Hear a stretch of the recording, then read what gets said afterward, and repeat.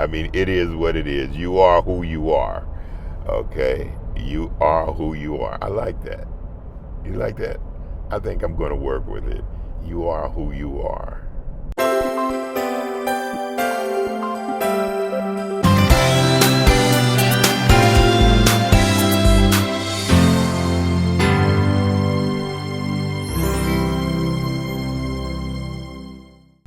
Going to my podiatrist, and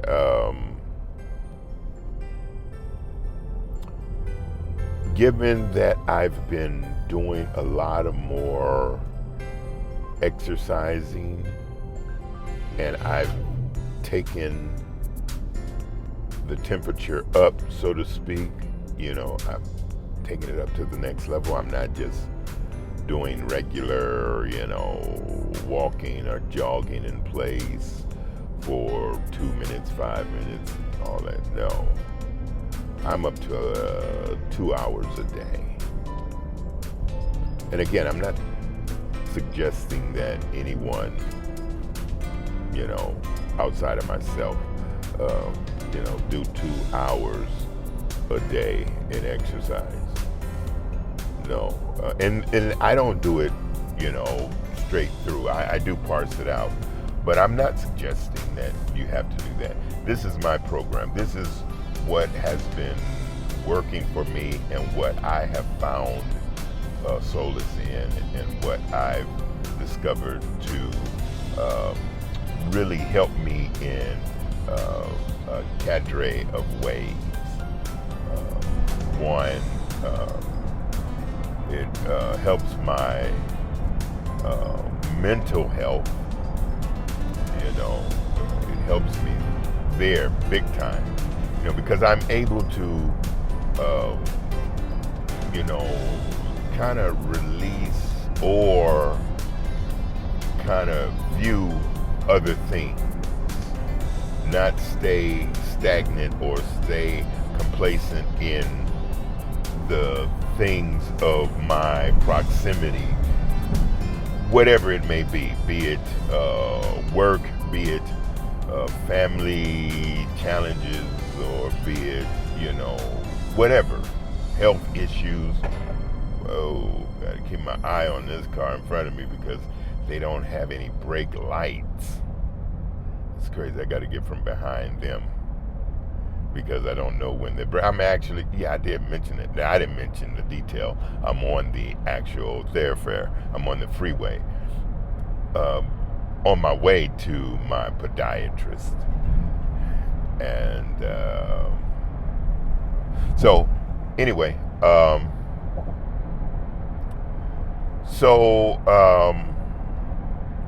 with that being said, it helps me kind of musa, so to speak, and so that's one thing. And then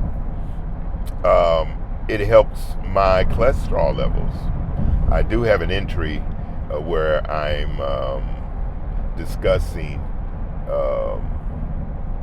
cholesterol and how it works, triglycerides and total cholesterol and HDL and LDL and how all of that works. So if you haven't checked that out, go check it out. So anyway, it helps big time in that area. And then it's helping regulate blood pressures, which is very essential in heart health, And then lastly, blood sugars, that especially when I do my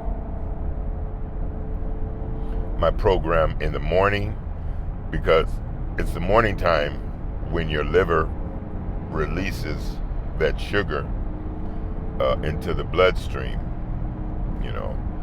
and I got a entry on how all of that works, or how it works to my understanding, and what the liver does, its functions or its many functions. So what happens is in the morning time, when that liver releases that energy that you need, you know, sometime, especially being a type 2 diabetic, sometimes it's a lot. That's why your sugars are high. If you are experiencing that, and you're experiencing in the morning before you eat anything, your sugar is like 140 or 150, even 200, and you haven't eaten anything that morning. Well, your liver has, done some nefarious, if you will, actions by like saying, "Yeah, here you go. Here's a burst of sugar, a burst of energy for ya," and it's not regulating it correctly, and so that's what happens. So, but my exercising in the morning, my program that I have going on in the morning times, it kind of mitigates that factor of overcompensating the sugar that's needed and the sugar that's not needed. It brings it down. So it helps in that area, and I think over time it will balance out. I don't want the end of my day to be a question mark. I want it to be a period or exclamation point. That's what's up. I like that. Yeah, I want, at the end of the day, that's why I do that second workout, because I'm putting a period or an exclamation point on my day. So these are some of the things that I'm doing. So I'm going to the podiatrist, and giving that I've been doing these workouts like I've been doing them, I've developed calluses, and I have some blisters on my toes, and that's not fun. Not fun at all, because it's bothersome. And then, type 2s, that sometimes there's a confliction in your brain between blisters, the pain of a blister, or the agitation of a blister, and the pain and or agitation of neuropathy. You feel me? Sometimes you get confused. You don't know. Like, is this actual pain, or is this a nerve? Is this neuropathy? So it's blisters. So she had to drain 2 of them, which wasn't so bad. I think in my mind, I made it worse than it really was. Did it hurt? In my mind, yeah. In reality, it was a lot of pressure.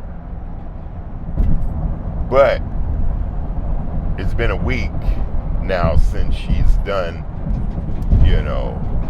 what she did. And she's did what she had to do, and it felt better after a day or 2. But she did request that I come back the next week so she could look at it, and I think that's good, because I want to make sure, being type 2, remember, your foot or your feet, they're the farthest thing on our body from our heart, and that's why it's imperative that us as type 2 diabetics, we have to take care of our bodies, take care of our feet. Everyone have to do that, but especially when you have a chronic illness like diabetes, because things happen, like you may be walking, doing a lot of walking or exercising, and you have your sneakers on, and you can't feel a pebble that's in your shoe, or a rock, or a piece of glass, or some type of debris, and it's digging into your skin or digging into your toe or the bottom of your foot, and you don't catch it, then it get infected, and then it goes from 0 to 100 really fast. Now we're in the conversation sphere of amputation. And you don't want that. I don't want that. No one wants that. So that's why I say what the old people would say. An ounce of prevention is better than a pound of cure. So we want to be preventative, intentional and preventative. Okay, I have a entry video where I'm talking about words. I forgot the name of it. You'll find it. It'll be obvious. I don't remember what it is right off of the top of my head, but it has to do with words of the day, or words of type 2 words, or 2 types of words, 2 types of words, type 2 types. I forgot because I got so much going on. Anyway, you'll find it. But in there, I talk about prevention. What is prevention and how it works? And I know this seems elementary or it seems trivial, but I think it's something that really helps and empowers the end user, being you, being me, as we traverse this whole world of chronic diseases such as type 2 diabetes. Yeah. Whatever you can prevent, even eyes, as it comes to your eyesight, those things, you want to be up on it. I like I said, in doing my exercises, and in doing my regimen and my program, I'm discovering more of how my body works. And that's what you want to do. You want to get to know yourself. As a type 2 diabetic, you want to get to know yourself. I believe there was a philosopher, Greek philosopher named Socrates, had a student named Plato. He would say, know thyself. Know thyself. And that's what you want to do. You want to know yourself. Listen to your body. Your body speaks to you. Your body talks to you. In no uncertain terms. It talks to you. You know what? I'm not even going to get off here. Listen. And as you're listening,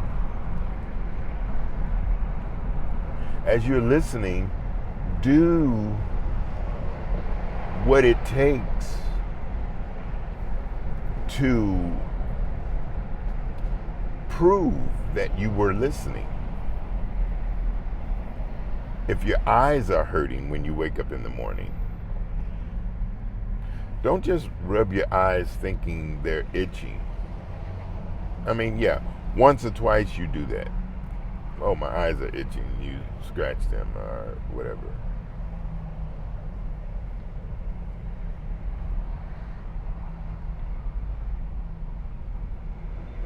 But after that, you got to listen. Wait a minute. I think I may need to see an ophthalmologist. Not just an optometrist. Optometrists, what they're going to do, they're going to make sure your vision works. You don't need reading glasses but an ophthalmologist, they're going in to your eye, into the back of your eye. They're going to look at some things, make sure you don't have bleeding in the back of your eye. You say, hey, I got these things on the front. It seems like, like blotches in my eye. Well, that may be you're looking at the blood on the back side of your eye and you don't know it. And you're not listening to your body tell you, listen, this is an emergency. Get to an ophthalmologist. Get to emergency. Let someone know right away before you go blind. That is a major thing. Listen to your body. You start having muscle spasms, like more often than not. And then you're not just having muscle spasms in, say, your leg, but you're having them in your arms, and you're having them in your chest. Well, if you have them in your chest, the biggest muscle in your body is your heart. And that muscle spasm, that's not ideal.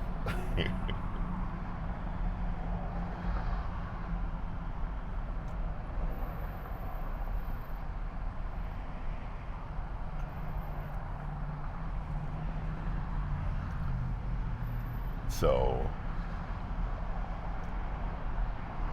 listen to your body. I was waving at the guy in front of me. He said thank you. I let him get over. A lot of people aren't courteous. I know I'm talking about a lot of stuff. I'm driving. Remember I told you, I'm on the freeway, on the highway.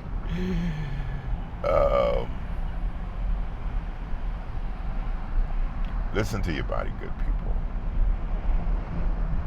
And then the thing is, it's a win-win situation simply because if you listen to your body and you're able to stop, or you're able to curtail, or you're able to, mitigate what's coming, or a situation that you may have, well, that's a good thing, isn't it?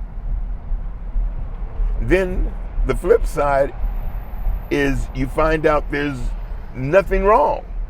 Everything is good. That's still a good thing, right?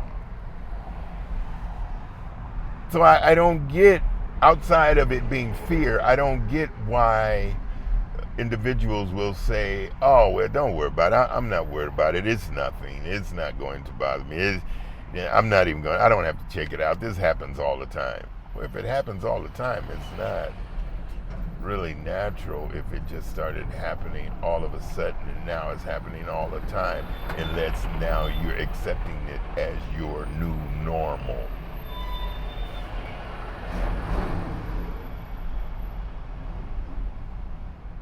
Listen to your body. Type 2, listen to your body.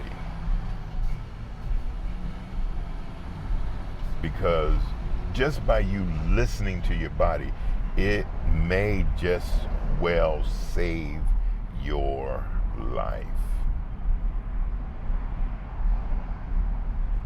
I don't want to get a toe amputated. My grandmother, I remember she got her finger amputated, just the tip of her finger. She had type 2 diabetes. And back then, and this, we're talking like in the 80s, then we didn't really, and I was barely coming out of teenagehood. But we didn't, and they didn't understand diabetes the way it's understood today. They didn't have all of the help devices back then that they have today. Back then they had to take a needle, stick in their finger, and put on a strip, and put the strip in this little machine and wait for the machine to tell them what the number was. And they had to do that like 1 billion times every day. And the next day start all over. And can't miss a beat. Because if you miss pricking your finger and making some type of documentation of what that result was, well, you don't have enough data, or your endocrinologist, I'll say your sugar doctor, don't have enough data to really express to you, not express, I can't think of the word, but enough data to give you a true, not prognosis, but diagnosis, or even prognosis at that matter. So now we have Dexcom, we have Omnipod, we have so many things. We're living in a time where it's the information age for real. I remember in the 80s when I was in college, my teacher, my professor, Dr. Fisher, and he was the one that gave me this book to read. It was called Megatrends. Megatrends. At the time, I didn't know what that word meant. I didn't know what trends were. You know, I didn't understand it like I understand what trends are today. You can find that book still, Megatrends. That's the book I read. But anyway, and he was talking about coming from the industrial age to the information age. We're in the information age.